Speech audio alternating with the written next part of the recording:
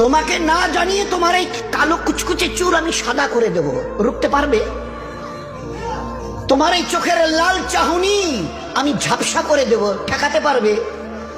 তোমার এই লোহার মতো মজবুত দাঁত 32টা 16 একটা একটা করে ট্রান্সফার করিয়ে দেব, তোমার কাছে কোনো পারমিশন নেব না, ধরে রাখতে পারবে?